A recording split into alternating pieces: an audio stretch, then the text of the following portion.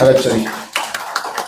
Not Chatnabi Amadi Lon Sakat Nabokonabada, Naharol Git Hondang, Hariba Hidamasida, I haku, Wapam Karadam Tambina Gidamak, Paukat Bibira Basima, I get quite the Nuizabani, Asima the Ahamada Tamsage. Hariba Hiramasida, Maruin Equigi identity, Equigi Pukailan, heritage, Amadi Equigi Tungi Punsiga Sabo Nariba, Yamda Maruiba Hiram Mamani Haizane. Miyoba Kunaida, Chakat Pahaina Kamnariba, Wahayasina Piri Wahantoksea, Lengak Longi, Mai Papa,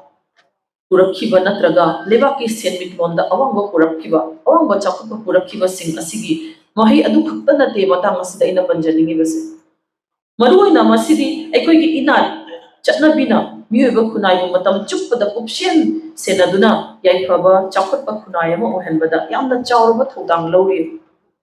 Maramaduna Jati Yamagi Masaki not about the culture Yaudrabadi, Mara Yaudraba Upali Pankakumane, Upalga Pankakumani, Aduga, but the Mushumna, Mubanang Nariba, Lone Hibasisu, Lona Sibu Mangi Lava Mi late Dragadi, Asum Manki Gadoine. Aduga Equigi Jati, a Sigit Horam Pareng, traditions, Mayama Sibu, Matam Gimatung in a Sijin Nadragadi, Masak Machu Tokloi, Adum Mutki Batab. Maramaduna Matamasida Panjanibadi, Isagi Chatnabi, not Uyokatuna Tamba Hibasea, Maruina Jati, a Sigi Saktam, Sakta, Amadi dignity, Kahandana Tamba, a Sine. Manipuri Jati Oinadi, Jati, a Sigi, Bukai Cholava, Warigi Mating Lairaba, what is sing Amadi, vibrant cultural traditions in the Mata, Malim the one being Lady Bani. Equigi Lon, Sahitya, Jagoi, Isai, Lila drama, martial arts, Sana Konaba, Harau Kumesing, Jati Asigi folklore, indigenous knowledge, handlooms, handicrafts, among the social values in a say, Kunsil Laga, Mamal Naidraba, Inaki Pukaila Namas, Simla Kiban. Hariba Paramparagi, having the Hariba tradition gi, Mashak sing a say, Equigi Laioi Kraba, Ipai Pusing, ancestors sing Aduna, Tungi Charon Suron Amadi, Mirol Singi Damakta, Matamgi, Tengariba, Lengak Longi, Kunairulgi, Amadi, geographical challenges Singi, Itak Iregi Barakta. Haribo Mampatraba Lansinga Sibu, Yamna Chekshina, Yoktuna Tambirami. Nasi, Equigi Jatina, Yamna Maruiba, Tenkangama, Yamna Maruiba, turning point of the Equisili Piba Husi. Aduga Hojiki globalization Yuk Asida, Equina. Globalization की युग असिदा एकोदा science and technology दगी होरगा तोंगान बा हिदम सिंबु ममुत ताना खंगना बगी थोंग दि लाउना हांगदुना थंबीरे हाइबबु असिगुम खुदोंग जाबा असिदगी एकोई की फुरुगुंबा मालेम द मिशिंग यामजद्रगसु कल्चर अमदी मसागी लोन मयेक मशोन लेजरीबा मणिपुरी गुंबा फुरुग मचा सिंगिदी ग्लोबलाइजेशन की टाइम असिदा मतम पुनमक्ता Unama Asiga Mayu Nabangam Naba, Sinaba Magaloinana, Matam Quina, Mahopaka Fana, Ting Launa Hinduna, Lainabagidaba, Hausistiki Hona Ningan Nadaba, Tonagalina Hotnaba Machangi. Matongi globalization,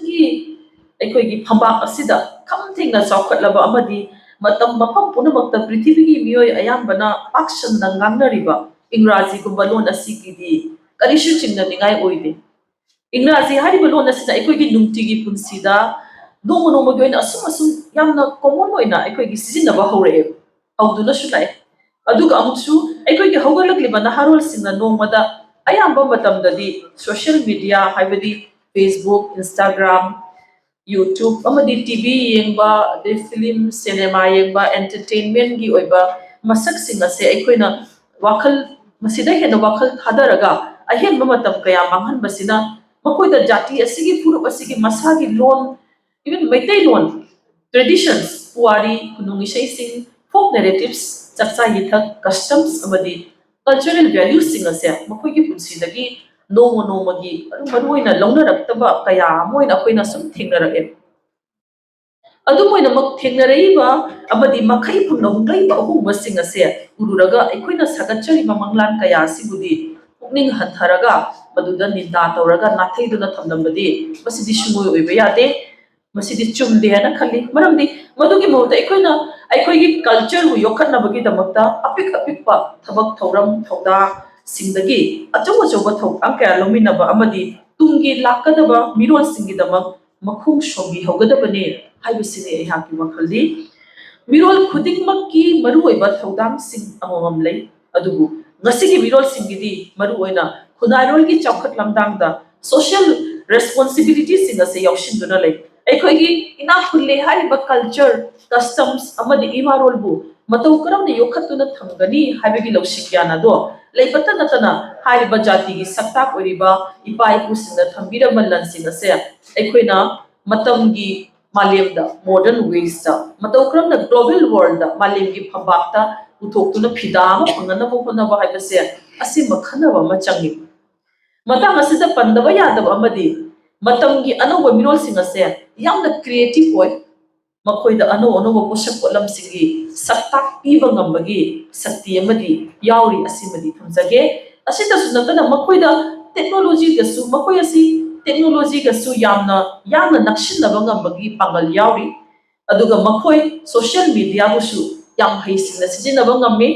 digital platforms amadi matamgi angakpa khutlai sim sizinaduna manipuri culture bu malegi mangda saktak pangam la emu koise adu matawshumna aikoigi culture ase matamgi miyubana memory oina adum ningsing khaktagi oina lehogada badudi aikoina masini asisitani aikoina hena miyeng chunsin gadoise madudi culture gi chenthar iba iche dasina kangbanai chentharaktuna tungi lakadaba mirol gi dama kangbanai ifut amu oina lehobasine aikoigi pandamdi culture haibase matamgi matungino hongbanai toigumasung asi haituna su culture gi maru oiba nungi wanguron magi philosophy adubudi adumak lengdana lai manipuri culture amasung jati gi saktam asigi tunglam chat gi saktam asibu kan ge hairabadi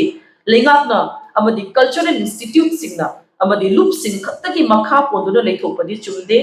isagi inat amadi saktambu yokhatamu honabada khunai amagi imung manung mahishang khunai ge luchingba sing asigisu namjing makhada hiram asibu hena pakthok chokhohan ba yai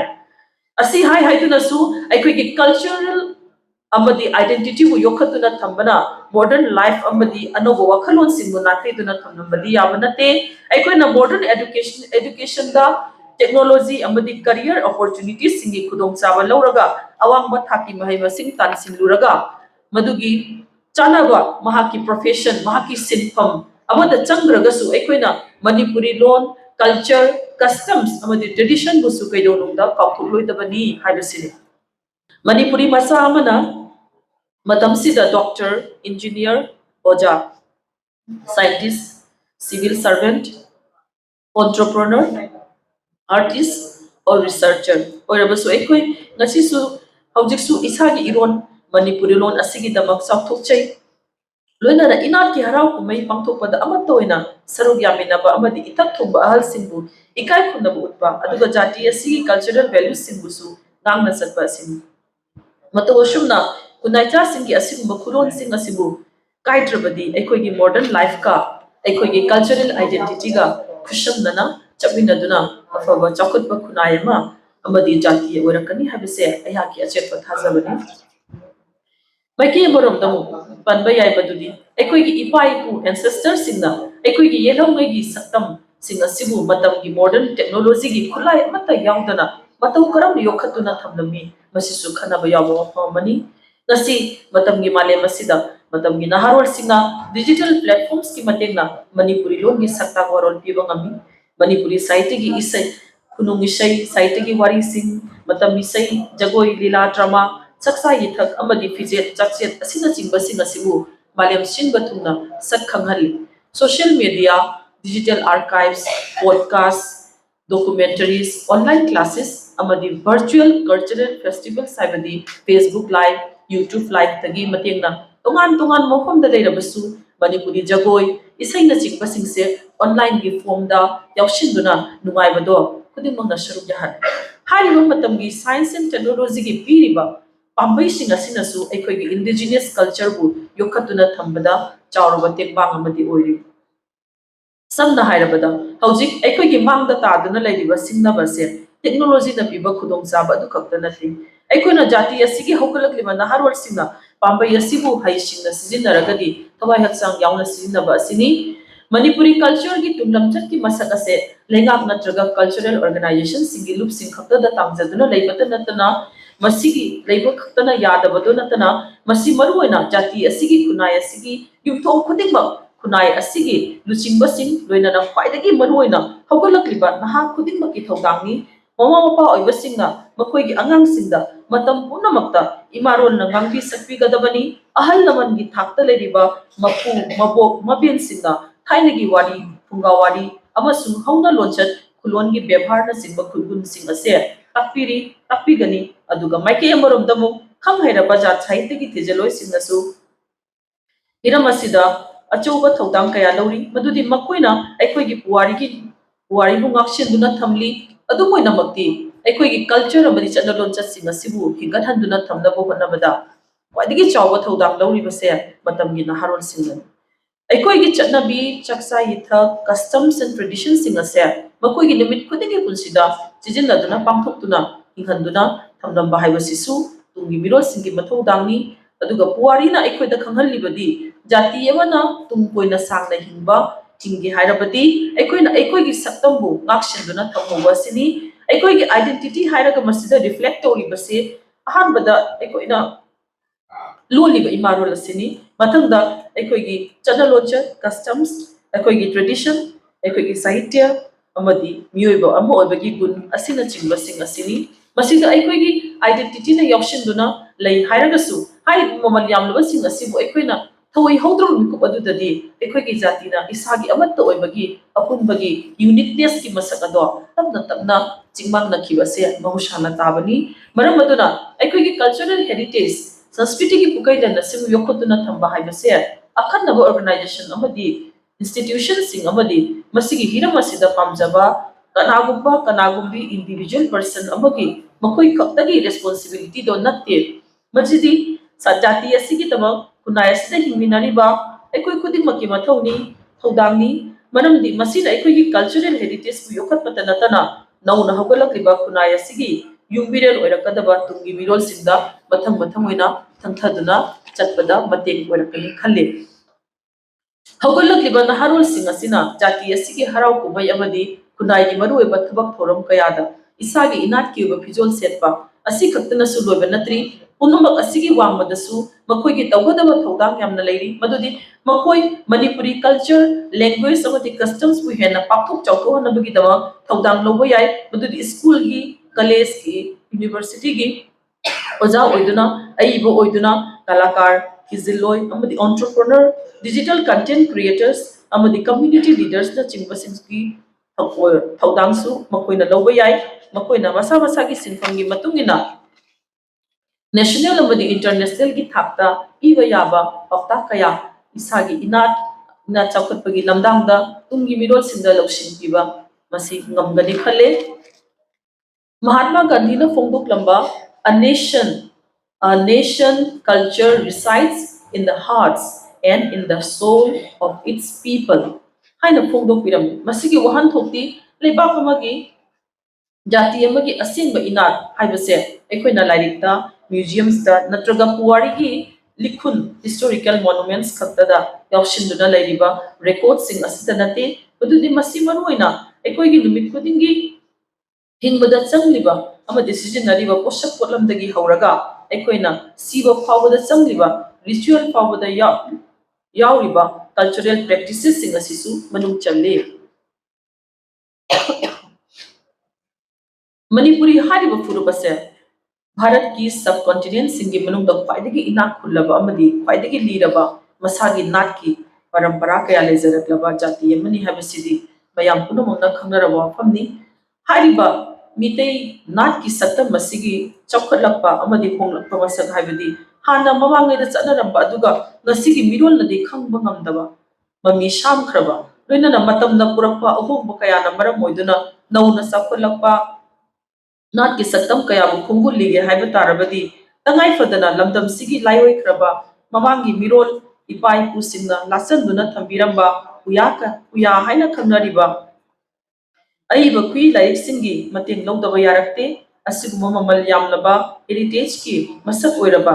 लायोइख्रबा इपाई पुसिंगना मिरोल अमदगी मिरोल अमदा मथंग पुसिनदुना लाकपना नसिगी मचा मशु ओइबा मिरोल असिना खंगजा हौबिबा अनौबा लनगै सिंग असिगी मनुंगदा करम करम नाट की लिखुन सिंह याउरिबगे हाइबसे खंगदोक तगाई पदे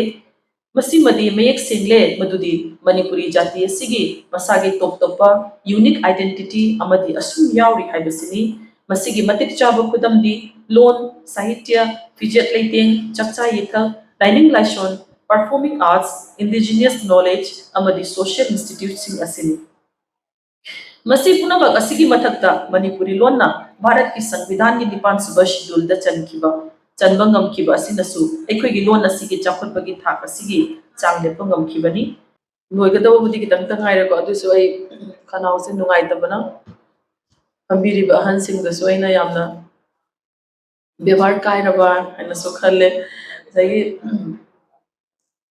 अयिंग नुसित से खनाउदा संगगा मदुदगी थोरक allergy दुना हेना नुंगाइतबा हाइतारे खनाउसे अदुना याम मतिंग लेना अगी प्रेजेंटेशन से तौबसे मयांगी मांग तौबसे ngomdre ado khatang samjal laga ai findings to conclusion na mada puzara ke mayam baro biro hena khali ai khanau se na permit tawdre haita guys the lating biri boja sing lagi shu sigi keno se ayaba se lojari haita ai conclusion khanau sa पुआरिगी तांकक्ता Manipuri सिंगना मतम मतम योनि यत्नबगा मायोकनबदा फंखिबा अवासे थेंग सिंगदगी थोरखिबा लोनदा मपानगी अतोप मितोप सिंगी मिरोलगी ethyl चंगखिबा जाति असिगी लेजरंबा मयेकता कांखोंग सहेनखिबा मयेकी चलेनबा थोहल्लिबा मीगी मयेकता मिपान तांगबा मीगी मयेकता इसागी मयेकनी हाइना कुइन लैरुबा इसागी lining लैना लैना मीगी lining lining लौखिबा मदुदगी थोरखिबा यानसिनबा मखलगी पोथो इसागी cultural identity की पीबदा करमबना अचुंबा ओरिबनो खंगलक्तबा तंजा कया यावखिदबा नते असि हाइदुनसु असिगुंबा चैथेंग कया असिगी थेंगदुनसु जाति असिना नसी फावबदा मतमगी कुनमाथोय सुबा चहिसा असिदसु अखोइगी डिस्टिंक्टिव ओइबा कल्चरल आइडेंटिटी बु मिरोल अमदगी मिरोल अमदा थंगथदुना योखतुना नसी फावबा लागी मणिपुरी जाति असिना मणिपुर की वांगमदा अमदी मालेमगी तोंगान तोंगान मफमसिंगदा मरुओइना असम त्रिपुरा बांग्लादेश अमदी म्यांमार न चिंगबा मफमसिंगदा खुंदा लैताखिबसिना अमुकसु हेना मयेक सेंगहली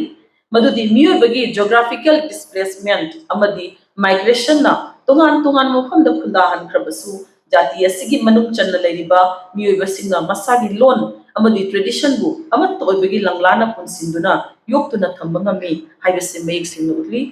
असम की बराक तंपाक्ता खुंदामिनरिबा खुंदारिबा मणिपुरी सिंगना मणिपुरी लोन असिगी सिग्निफिकेंट कंट्रीब्यूशन ओइना मही मसिंग तंबदा साहित्यदा जगोई इशै लीला ड्रामा साना खोनबा खुनाई यावलदा अमदी इनाकु योखतपदा कम्युनिटी ऑर्गेनाइजेशन की मतेंगना साहित्य की लुपसिंग अवांग मही मसिंग तंफमसिंग लाइनिंग लाइसोन मरी लेनबा थौरमसिंगदा मयाम पुनमिनबा सरुक यामिनबा अमदी इनाट के थौरमसिंग हराव कुमैन सिंगबा मतम मतम की थौरमसिंग असि पांथोक्तुना असम की माइथोंग यामलबा माइथोंग लोंगलबा इनाट कया मरुंगी इनाट क्या मरुंगी लैरोंग सिंगी मनुंगदा जाति असिना मसागी सत्तम मसागतुना उकै असि योखतुना ngasi फावबदा हिंगली हौगलकलिबा हौजिकी मिरोल सिंग असिना तुंगी चारोन सुरोन सिंगी बमक्ता कोंफम सेतना लेप्तुना तुम कोइना लेहौरगदबा ममी अमा थमनबा कन्ना होनै मखोइदा ngasi फावबा फंगलिबा थौना अमदी मसागी इनाट अमदी सक्तमबु कंजनिंगबग इहुलसे अखोइगी लायोख्रबा इपाई पुसिंगना थंबिरंबा अथोइबा लौसिंग ज्ञान अमदी लनसिंग अदुगी महैननी हाइजनिंगी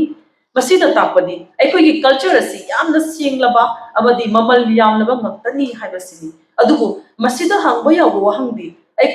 अखोइगी अथोइबा इनाट सिबु योखतुना थंबसे तसेंगना ngamnadra लोइनाना लाकदबा अनौबा मिरोलसिंगदसु मसिगी वाखल लौसिंग असे यौहनबा पीबा ngamgadra हाइबसिनी अदुबु अखोइना खंगदबदी अमदी थमोइदा अकनबा थौना अमगा लोइनाना वासकलसी मदुदी अखोइना अवांबा लौसिंग ज्ञान तांदुना खुनाई खक्तगी खुनाई लौसिंग ज्ञान तांदुना खुनाई खक्तगी नते तांगदोरिबसे मालेम असिगी अचंबा मी अमा ओइनाबो होनबदा अखोइगी इनाट चटनबी अमदी इसागी हौरक लोनबु कैदौनुंगदसु नाथैदुना थमलमलोइसी मदुदी अखोइना अवांबा कारिबा मखै अखोइगी इनाट चटनबी अमदी हौरक लोनबुसु इसागी इमी गुमना मतम पुमदा लोइनादुना चटमिनगदबनी अमदी चटमिनगनी हाइबगी वासक असिनी अरोइबदा लोइनना तुंगदसु अखोइगी जाति असिना महौ मका फना तिंग तिंग लाउना अवांगबा मयामना तमजनिंगाई ओरिबा जाति अमा ओइना लेहौरगनी हाइबसी एहाकी थाजबनी मदु खक्तदा ओइबा ngambani matamgi asengba naha ama matamgi asengba miyoiba haibadu puno puthagachal putang asida ehaki wafamasi yansinjare Hagachari madam ko madam se ahan mudade akoina kawbududa magi akoi achinba matam kya kaithok tuna akoina haibaduga nungsibaduga YMC bu nungsibiduna malakoni do madam gi tawibal madam na ngasi lakpiduna asi wafam kya thambibai damakta ana akoina kawunga moi madam da hagachari amka handa madam bo awbo kubam tang fumina se madam gi damakta thank you madam akoi gi asai na su haijagare YMC na asi sahi ani faabgi thorum sida koi annual report asi kai kai tokhiba sahi ama first year gi dia mamang sahi gi foundation day da pathok sagare adu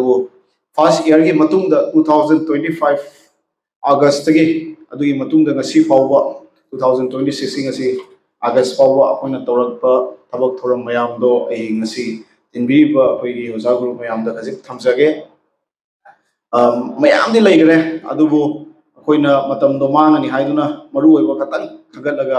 ngasi annual report se ai mage dagi thamjage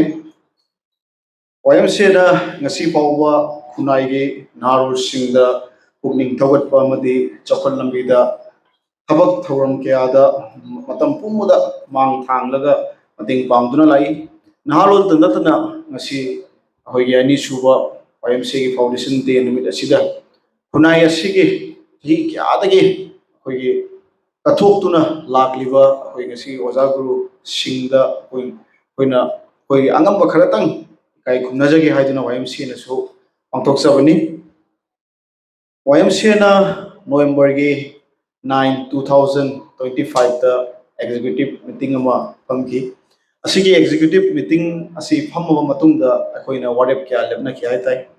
ahanbada akoina academic sale ama akoina YMC na linkhanki adugi academic sale gi makhada akoina anirak career counseling gi program pangthok sagare career counseling ki program asida han akoina Rongpur New Link Road Edisilate da akoina aduga pangthok sagi haiba program asida jaguru kya lapiduna agolaiba narol singbu ugning thogatpa amadi guidelines kya piduna karamba hogi magi matriculation amadi HS lor matungda kari maga sanaba kari choose tawga fani ko nena adugba career guidance kya pibi kya tai ani subada asigi mafam asida ta koi Manipur gi Madam Silomi Sanjay Bam Silomi mark se koi senior career counseling career counselor ni mark laktuna koi nupi macha amadi nupa macha kya dasu career guidance kya pibi kya tai sipuna makse koina November date 9 2025 ta phamkiba executive body gi meeting matungina koina warep lokhibi matungina tawkhiba program atani makha tarakpo oina YMC na winter camp ama pangthok sagi asigi winter camp se koi YMC gi oina ahanba oikhibani winter camp ase date 5 6 amadi 7 December da Sunai Chanpur da leiba Amutoi Sangeet Vidyalaya da pangthoki hairiba numit humni chuppa winter camp asida akoina physical fitness ki training amadi akoina leadership ki training program kya pikhi haitai asigi winter camp asida Madam Marina Sulaktuna, we YMC Chinau Singda, Pablo Noleski Apiki, do Natana Makal Makalgi, Oza Sing Kona Kauraga, we lay entrepreneurs to get Chimba, Dulaga, the Ozago Mayamasu, Mayamusa Kona Kauraga, Kona leadership training Apiki, YMC, Maki again. Makata Koina, Kona YMC, YMC program, say Yam Rizamti, Adu Wakona. Akhat naba akoi program khatang tawse ai tai ahanbada akoina thongnang youth festival leire ani subadana kogi foundation day bude sidi dum compulsory leire ahum subada akoina tawrise ningon chakau bi program se ningon chakau se akoina YMC na dum chahi khudingi tawri ai tai adu mamang chahi da akoina jari boda tawki November gi tang 15 da yam chauna akoigi jari bon gi akoigi mai ben adu loraga iche chen kya laktuna ningon chakau bi program se ꯌꯥꯝ ꯐꯖꯅ ꯃꯥꯏ ꯄꯥꯡꯊꯣꯛꯈꯤ ꯍꯥꯏꯇꯥꯔꯦ ꯑꯍꯨꯝ ꯁꯨꯕꯗ ꯑꯩꯈꯣꯏꯒꯤ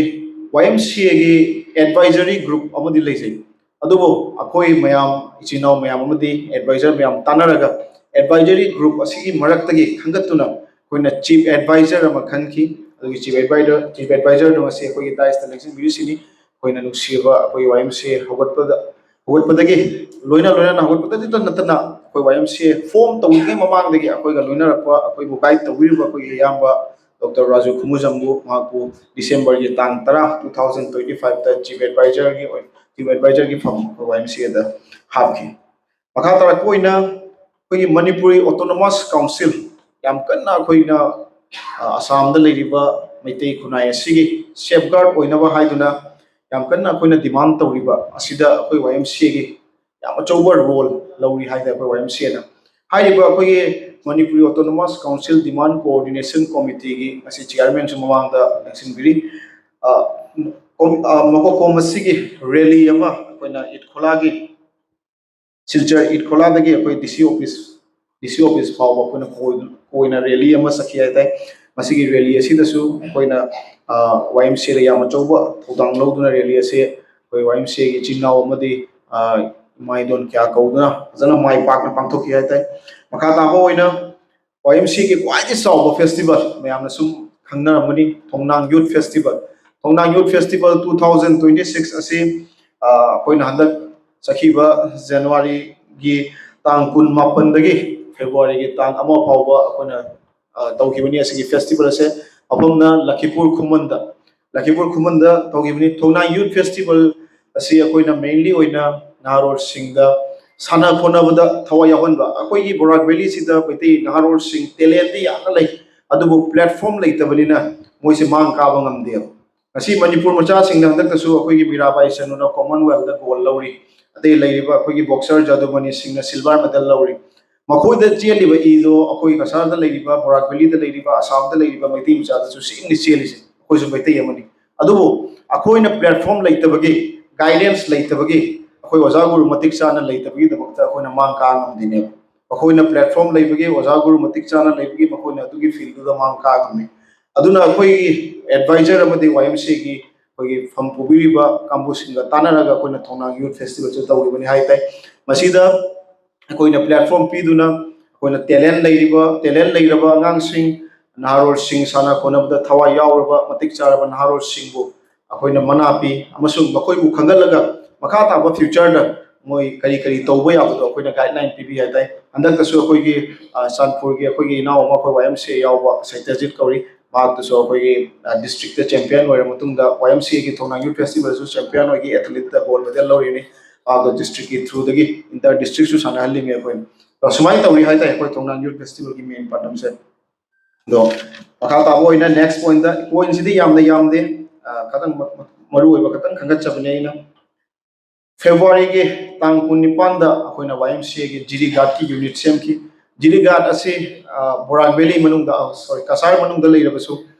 ꯑꯩꯈꯣꯏꯒꯤ ꯖꯤꯔꯤꯒ ꯊꯪꯅꯅ ꯂꯩꯕꯅꯤꯅ ꯀꯁꯥꯔꯒꯤ ꯑꯩꯈꯣꯏꯒꯤ ꯈꯨꯡꯒꯪ ꯀꯌꯥ ꯀꯁꯥꯔꯒꯤ ꯑꯩꯈꯣꯏꯒꯤ ꯑꯣꯖꯥꯁꯤꯡꯅ ꯈꯤꯇꯪ ꯅꯥꯊꯩꯗꯨꯅ ꯂꯧꯕꯤ ꯍꯥꯏꯇꯥꯔꯦꯀꯣ ꯖꯤꯔꯤꯘꯥꯠꯀꯤ ꯀꯥꯡꯕꯨꯁꯤꯡꯁꯤꯗ ꯃꯩꯇꯩ ꯇꯥꯔꯤꯕꯁꯤꯡꯁꯤꯗ ꯃꯦꯟꯂꯤ ꯂꯛꯈꯤꯅꯒꯔ ꯗꯤꯒꯂꯤ ꯄꯈꯥꯜ ꯍꯥꯏꯔꯤꯕ ꯈꯨꯟ ꯑꯁꯦ ꯑꯁꯤꯗ ꯑꯩꯈꯣꯏꯅ YMCAꯅ ꯆꯪꯗꯨꯅ ꯏꯍꯥꯟ ꯍꯥꯟꯕ ꯑꯣꯏꯔꯝꯒꯅꯤꯀꯣ ꯑꯩꯈꯣꯏꯅ ꯆꯪꯗꯨꯅ ꯑꯩꯈꯣꯏꯅ ꯑꯁꯤꯒ ꯌꯨꯅꯤꯠ ꯑꯃ ꯁꯦꯝꯈꯤ ꯑꯁꯤꯒꯤ ꯌꯨꯅꯤꯠ ꯑꯁꯤ ꯁꯦꯝꯕꯒ ꯂꯣꯏꯅꯅ ꯑꯩꯈꯣꯏꯅ ꯃꯇꯝꯗꯨꯗ ꯑꯩꯈꯣꯏꯒꯤ ꯌꯨꯅꯤꯠ ꯁꯦꯝꯕꯒꯤ ꯅꯨꯃꯤꯠ ꯑꯗꯨꯗ ꯑꯦꯟꯇꯤ ꯗ꯭ꯔഗ്ꯁ ꯀꯦꯝꯄꯦꯟꯁꯨ ꯇꯧꯒꯦ ꯍꯥꯏꯇꯥꯔꯦ ꯑꯩꯈꯣꯏ ꯑꯦꯟꯇꯤ ꯗ꯭ꯔग्ꯁ ꯀꯦꯝꯄꯦꯟꯁꯦ ꯑꯩꯈꯣꯏꯅ YMCAꯒꯤ ꯌꯥꯝꯅ ꯑꯩꯈꯣꯏꯒꯤ ꯑꯔꯨꯕ ꯌꯥꯝꯅ ꯑꯩꯈꯣꯏꯒꯤ ꯀꯩꯅꯣ ꯑꯣꯏꯕ ꯀꯝꯄꯜꯁꯔꯤ ꯑꯣꯏꯕ ꯀꯦꯝꯄꯦꯟꯅꯤ ꯍꯥꯏꯇꯥꯔꯦ ꯃꯁꯤꯒꯤ ꯀꯦꯝꯄꯦꯟ ꯑꯁꯦ ꯑꯩꯈꯣꯏꯅ ꯌꯨꯅꯤꯠ ꯁꯦꯝꯕ ꯈꯨꯗꯤꯡꯒꯤ ꯇꯧꯔꯤ ꯍꯥꯏꯇꯥꯔꯦ ꯑꯦꯟꯇꯤ ꯗ꯭ꯔग्ꯁ ꯀꯦꯝꯄꯦꯟꯁꯦ ꯃꯈꯥ ꯇꯥꯕ ꯑꯣꯏꯅ 2 March 2026ꯗ ꯂꯈꯤꯄꯨꯔ ꯐꯨꯂꯦꯠꯇꯣꯔꯒꯤ ꯕꯥꯏꯄꯥꯁꯇ ꯃꯅꯤꯄꯨꯔꯤ ꯑꯣꯇꯣꯅꯣꯃꯁ ꯀꯥꯎꯟꯁꯤꯜ ꯗꯤꯃꯥꯟ ꯀꯣꯑꯣꯔꯗꯤꯅꯦꯁꯟ ꯀꯣꯃꯤꯇꯤꯒꯤ ꯁꯤꯇꯤꯟ ꯗꯦꯃꯣꯟꯁꯇ꯭ꯔꯦꯁꯟ ꯑꯃ ꯇꯧꯖꯈꯤ ꯍꯥꯏꯔꯤꯕ ꯁꯤꯇꯤꯟ ꯗꯦꯃꯣꯟꯁꯇ꯭ꯔꯦꯁꯟ ꯑꯁꯤꯗꯁꯨ YMCAꯅ ꯑꯆꯧꯕ ꯊꯧꯗꯥꯡ ꯂꯧꯈꯤ ꯍꯥꯏꯇꯥꯔꯦ ꯃꯈꯥ ꯇꯥꯕ ꯑꯣꯏꯅ 12 ꯑꯦꯄ꯭ꯔꯤꯜꯒꯤ ꯇꯥꯡ 12 2026ꯗ YMCAꯅ ꯐ꯭ꯔꯤ ꯃꯦꯗꯤꯀꯦꯜ ꯍꯦꯜꯊ ꯀꯦꯝꯞ ꯑꯃ ꯇꯧꯖꯈꯤ ꯁꯨꯅꯥꯏ ꯆꯥꯟꯄꯨꯔꯗ ꯑꯩꯈꯣꯏ ꯑꯃꯨꯊꯣꯏ ꯁꯪꯒꯤꯠ ꯕꯤꯗ꯭ꯌꯥꯂय ꯑꯁꯤꯗ ꯑꯩꯈꯣꯏꯅ ꯐ꯭री मेडिकल हेल्थ कैंप तौजगी हाइरिबा फ्री मेडिकल हेल्थ कैंप असिदा चौराकना अखोइगी मियोय चनी रोमना फ्री दा अखोइना चेकअप तवनकी अखोइ मतमदुदा नुमितुदा ऑर्थोपेडिक की डॉक्टर मेडिसिन की डॉक्टर गायनेकोलॉजिस्ट की डॉक्टर अखोइ मैतीदा लेरिबा फाव फाव डॉक्टर क्या कौदुना अखोइना मखोइदा फ्री दा मेडिकल ट्रीटमेंट पीगी हाइताइ ꯃꯈꯥ ꯇꯥꯕ ꯑꯣꯏꯅ ꯑꯩꯈꯣꯏꯒꯤ ꯇ꯭ꯔꯣꯡ ꯂꯥꯎꯕꯤꯒꯤ ꯊꯧꯗꯣꯛꯇ ꯑꯩꯈꯣꯏ ꯀꯨꯀꯤ ꯅꯥꯔꯀꯣ ꯇꯦꯔꯣꯔꯤꯁꯁꯤꯡꯅ ꯃꯤꯍꯥꯠ ꯊꯤꯅ ꯍꯥꯠꯈꯤꯕ ꯑꯩꯈꯣꯏꯒꯤ ꯑꯉꯥꯡ ꯅꯋꯥ ꯑꯅꯤꯒꯤꯗꯃꯛꯇ ꯑꯩꯈꯣꯏꯅ ꯋꯥꯏ ꯑꯦꯝ ꯁꯤ ꯑꯦꯅ ꯃꯐꯝ ꯈꯨꯗꯤꯡꯃꯛꯇ ꯑꯩꯈꯣꯏꯒꯤ ꯀꯁꯥꯔꯗ ꯂꯩꯔꯤꯕ ꯋꯥꯏ ꯑꯦꯝ ꯁꯤ ꯑꯦꯒꯤ ꯌꯨꯅꯤꯠ ꯂꯩꯔꯤꯕ ꯃꯐꯝ ꯀꯌꯥꯗ ꯑꯩꯈꯣꯏꯅ ꯀꯦꯟꯗꯜ ꯚꯤꯖꯤꯜ ꯇꯧꯈꯤ ꯍꯥꯏꯇꯥꯔꯦ ꯃꯈꯥ ꯇꯥꯕ ꯑꯣꯏꯅ 11 ꯑꯦꯄ꯭ꯔꯤꯜꯒꯤ ꯇꯥꯡ 13 2026ꯇ वाई एम सी की दोलू रामपुर की यूनिट सेमखी बोरोखला ब्रांच की मखादा हाइरिबा यूनिट सेमबा नुमित असिदा अखोइना एंटी ड्रग्स कैंपेन सु तौकी हाइता मखा ताबा ओइना 19 अप्रैल दा अखोइना ngasai aina haijaki panjaki bu doke academic seal की मखादा अखोइना कैरियर काउंसलिंग तौकी बदो अहान बदा अखोइना जनवरी की डेट 14 2026 दा तौकी अनि सुबदा अखोइना अप्रैल के तांग 13 हाइरिबा सेम असि मफम सिदा तौकी बनि मखा ताबा ओइना मोइनाबोन की यूनिट अमा सेमखी अखोइना अप्रैल की तांग 13 हाइरिबा मोइनाबोन यूनिट असी अखोइगी सिलचर ब्रांच की मनुंग चन्ना लेबा यूनिट नि यूनिट सेम नुमित असिदा अखोइना एंटी ड्रग्स कैंपेन सु पांथोकी मखा ताबा ओइना अप्रैल की तांग 19 दा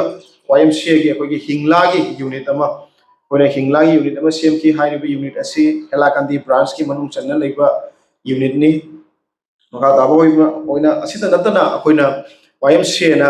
असिगी अखोइगी खुनाई असिदा अतिंग मयाई लेरिबा अखोइगी नहारोल सिंह अमदी लाइक लाइसुगी लमदा मंगाल फना अखोइगी पास तौरीबा अखोइगी चेचन अखोइगी चिनाव कयादसु अखोइगी मागेदगी काई खुमनबा उतुना पुगनिंग थोगटपा थौरम कयासु अखोइना तौकी हाइताई YMCA की मागेदगी अरोइबो ओइना आई थमजगे असिदा नतना अखोइगी सिदे अखोइगी सुमनगी YMCA ना पांथोखिबा थबक थौरम मतनी हाइताइको अदो अतै अतोबसु अखोइगी खुनाई सिदा खुनाई की अखोइगी मैते खुनाई सिदा मोसलकपगी अखोइ केस मयामसु लैगरे दम ओइना अखोइना ईद खोलादा नुपी अमा मणिपुरी नुपी अमा फारगा अखोइगी मयाम संगना समकखिबा दु तौखिबा दा तौया अदु नमक्तुसु अखोइना YMCA ना मांगदा थोगा सॉल्व तौरगा अखोइ मणिपुर ताना चलुइमी आइगा प्रेसिडेंट अखोइ मयाम चलगा अदुमाइना मयाम लैगरे को केस से मयाम जामगरे अदु मयाम से पलरुदी ngasi की थोरम से लोइबा नायरो अदुना समलपना सुचना आइ माइजे थमजबदी YMCA ना मतम पुनमक्ता खुनाई असिगी दमक्ता मतम पुनमक्ता चौखटपगी दमक्ता मतम पुनमक्ता लेपी अखोइगी मेन पांदमदी नारोल सिंहबु अफब लंबीदा पुबा माई अफब लंबीदा माई चुमना पुबीबा अदुने अखोइगी मेन पांदमदी ngasai अखोइ मैदामसु पनबिखि नारोल सिंह से खरा वाटलेना अखोइगी नारोल अखोइगी मेते खुनाईगी नारोल सिंह से अखोइ मेते खुनाई जे सिविलाइज्ड ओइरगा सीरियस खरा ओइबा वाटलेबा असिगनी अब अखोइगी सोइसे होरेन गातंग लैरगा कल्चरल प्रोग्राम दी लोइ थलने पिक थलने हो नारोल प्रोग्राम लानी नुपी मचादे होगो नुपा मचादे होगो लोइ पिक थनगने बा अदु ngasi अखोइगी सिगुंबा ओजा गुरु सिंगी मरु ओइबा स्पीच तारम दाइदे नारोल सिंह अमता लैरोयबा अदु कैसु नते असिगुंबा सीरियस ओइबा नारोल अमादि सितनी अखोइगी खुनाई से माइ चुमक्तोसे अदुबु आई माइगेदगी पुनमक सीरियस ओइमिनरगा सीरियस ओइसी हराव कुमैसु याउसी अब खुनाई अमा लिखनमिरसी सी हायरगा इ मतंग से चेचिजगे थगत चिरिम याम थैंक यू